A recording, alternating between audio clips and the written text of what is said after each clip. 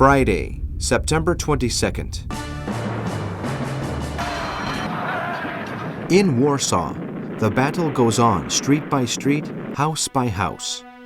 A Polish sniper shoots and kills General Werner von Fritsch as he is inspecting troops. Fritsch, who was one of the architects of German rearmament but did not play any part in Hitler's military plans, refuses to be taken to a hospital and bleeds to death. The garrison at Lwów, surrounded by Soviets and Germans, surrenders. Meanwhile, the pitiless Heydrich sends the Brandenburg Division, an elite unit composed of mercenaries from different countries, to the Wałkowiec region, north of Warsaw. Over 4 days, they murder hundreds of Jews, pillage their businesses, and burn down synagogues. Local politicians and intellectuals in the area are also murdered. Barbarism reigns in Poland, and all resistance against the invader becomes impossible. The forces of the Third Reich have converted the country into a huge cemetery. In Britain, Winston Churchill, First Lord of the Admiralty, insists on the plan to mine the waters around Narvik in Norway as part of the blockade of Germany. Meanwhile, the U-boats continue to sink merchant shipping en route to Britain. The British are forced to ration fuel. The intelligence services of Britain and France reveal the existence of German maps in which Western Europe is under Nazi domination. The governments of Holland and Belgium order the flooding of areas on the frontier with Germany as a precaution. Saturday, September 23rd. The German and Soviet armies have virtually put an end to the Polish armed forces.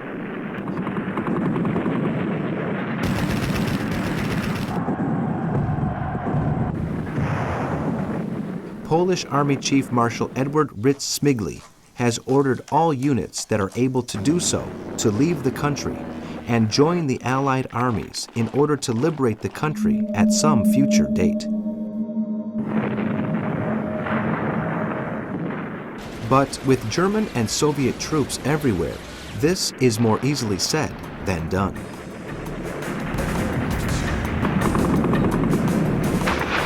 What remains of the army of Krakow surrenders west of the river Viprits, and resistance continues in only a few places east of the river Bug on the Hela Peninsula and in Warsaw, where the city's inhabitants are beginning to die of hunger.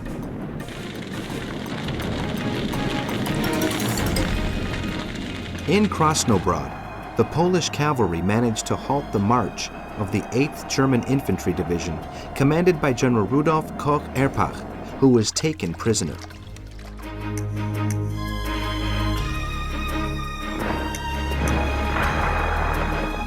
Meanwhile, the SS continued killing members of the Polish population.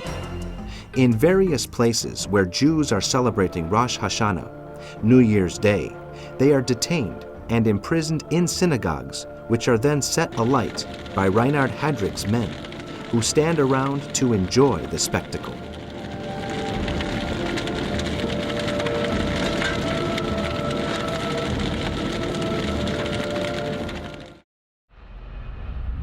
Sunday, September 24th.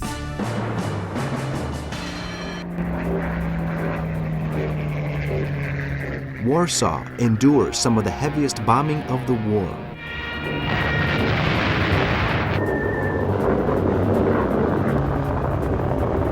The city is in ruins, but its inhabitants continue to resist the Nazi army, which is preparing the final assault.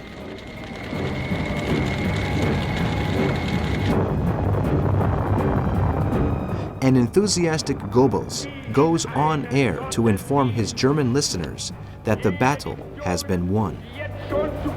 The members of the Army High Command, OKW, place their hopes in Hitler's assurances that following the defeat of Poland, the Western powers will accept a peace treaty. If not, they know that the Nazi leader, will order the invasion of Western Europe.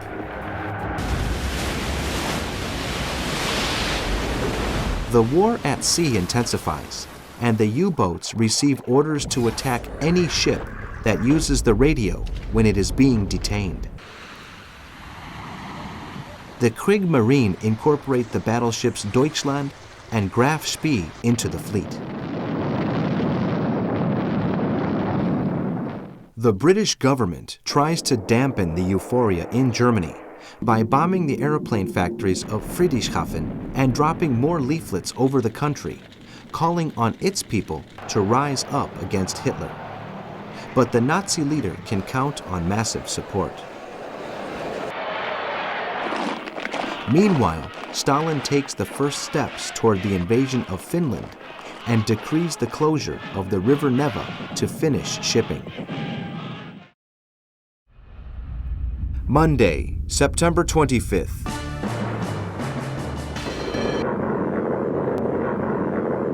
The Germans step up their bombing raids of Warsaw with a wave of massive attacks known by the Poles as Black Monday.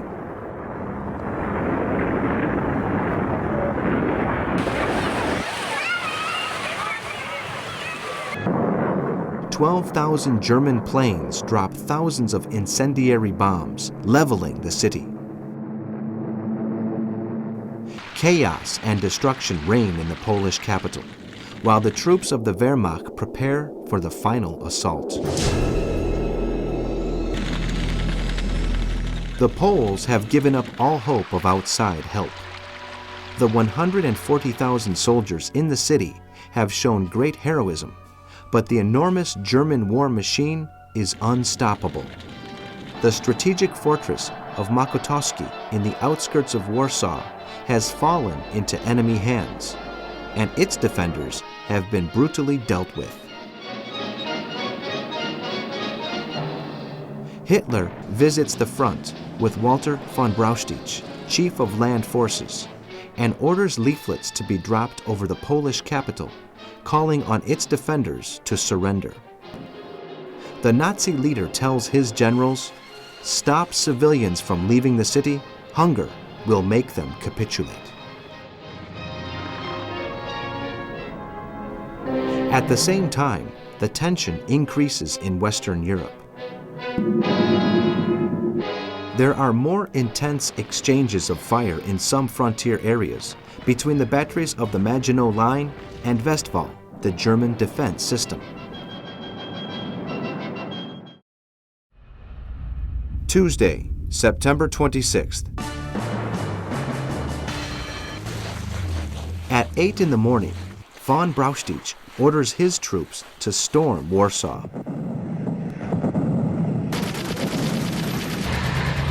The Polish commanders ask for a truce, but the Germans demand unconditional surrender.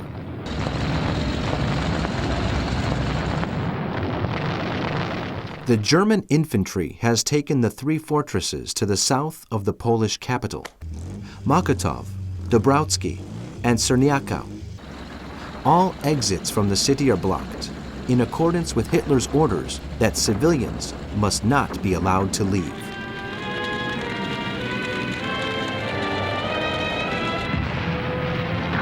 The Polish defenders, without ammunition or food, are overwhelmed by the German army.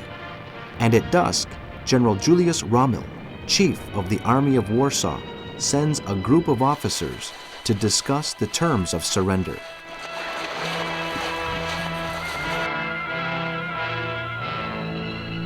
Before leaving for Germany on his train America, a vainglorious Hitler sends his congratulations to all the generals for the rapid victory and effectiveness of lightning war. Meanwhile, in Berlin, scientists meet to discuss investigations into nuclear fusion. The objective is to produce an atomic bomb in the shortest possible time.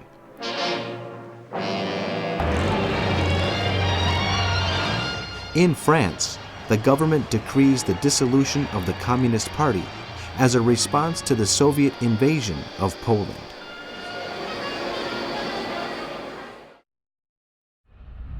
Wednesday, September 27th. Warsaw's defenders surrender to the invader. The German army delays its entry into the city to avoid attending the wounded. 140,000 soldiers are taken prisoner. 32,000 civilians and soldiers have been killed, and most of Warsaw is in ruins. In their assault, the forces of the Third Reich have lost 1,500 soldiers. Reinhard Heydrich hurries to inform Hitler that his men have eliminated the majority of the Polish upper class, intellectuals, priests, and officials. The defeated can expect no compassion from the victor. In the eastern sector of Poland, the Soviets continue with their pillage, detentions, and mass executions. The only remaining resistance is limited to isolated areas of the River Bug in Koch and on the Hel Peninsula on the coast of the Baltic. In Berlin, Hitler increases control of the population and the occupied territories, uniting all the state security services under the command of the brutal Reinhard Heydrich. Heydrich chooses the pitiless Ernst Kaltenbrunner as his assistant. Hitler meets with the generals of the OKW, Armed Forces High Command, in the Chancellery and announces his intention of attacking France as soon as possible. He orders plans to be prepared for an invasion of Western Europe, avoiding the French Maginot Line. To the surprise of those present, he also announces that he will take direct charge of the military strategy. Thursday, September 28th.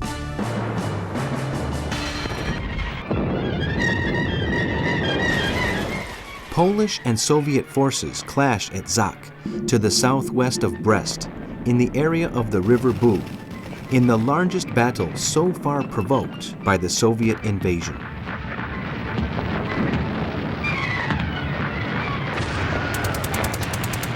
Thousands are killed on both sides. To the northwest of Warsaw, the Kutno Pocket and the Modlin Fortress finally surrender to the Germans. Hitler and Donitz meet at Sengvarden in the naval base of Wilhelmshaven.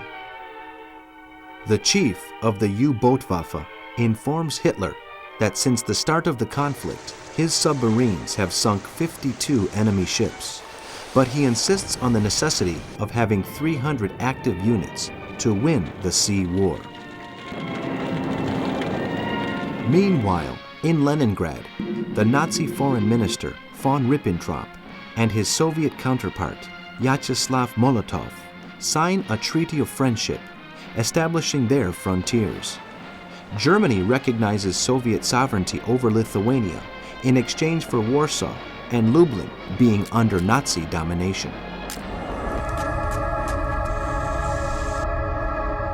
In Western Europe, the exchanges of fire between the big guns of the French Maginot Line and the Germans' Westwall continue along a 20-kilometer front. A number of Wehrmacht units supported by armored vehicles try to take the area of Saarbrücken, but are stopped in their tracks by French artillery fire. Friday, September 29th.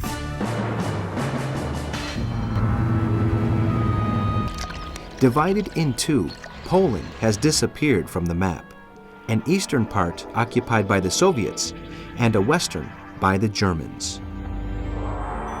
Germany recognizes Soviet sovereignty over Finland, Estonia, Lithuania, Latvia, and Bessarabia, territories that in the past belonged to the Tsarist Empire. The Soviets intend to extend their frontiers as far as possible to protect against a future threat from Germany. They sign agreements with these countries, which in reality boil down to military occupation. But Finland does not give in to Soviet demands. Berlin and Moscow are beginning to share out Europe. In the face of these events, the British government reacts with attacks on the German naval base of Wilhelmshaven, but in the operation, all of the planes are shot down. The war at sea intensifies, and the aircraft carrier Ark Royal is attacked by German planes in the North Sea, but escapes serious damage. Nevertheless, German submarines continue to sink merchant ships destined for Great Britain. The air war intensifies too, with the Luftwaffe and RAF engaging in battles above the naval base on Helgoland Island. In Berlin, Hitler tells his general staff he is willing to talk to Britain, but the British must accept that Germany has a right to create ghettos in Poland that will be occupied by deported Jews. Saturday, September 30th.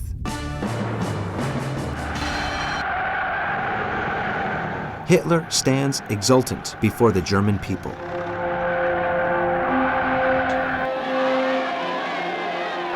He is convinced that the German-Soviet alliance makes him invincible. In less than a month, with the help of the Red Army, the Third Reich has wiped Poland off the map and eliminated more than 70,000 of her soldiers, with another 650,000 soldiers taken prisoner by German and Soviet forces. The Polish campaign has been a baptism of fire for the armies of the Third Reich, and their commanders have been able to note the errors that need to be corrected in the new military tactic of blitzkrieg, or lightning war.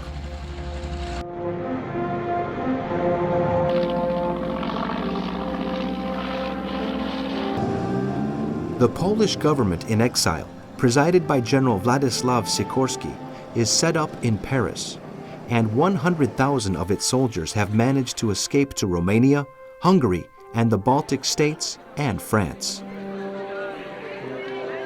Meanwhile, the inhabitants of Warsaw, tasting the bitterness of defeat, but nevertheless proud of their army, bury their dead and nervously await the arrival of their new rulers from the Third Reich, who are to occupy the city. In the sea war, the pocket battleship Graf Spee sinks the British merchant ship Clement off the northwest coast of Brazil. In response, the British government orders the Royal Navy to hunt down and sink the German ship.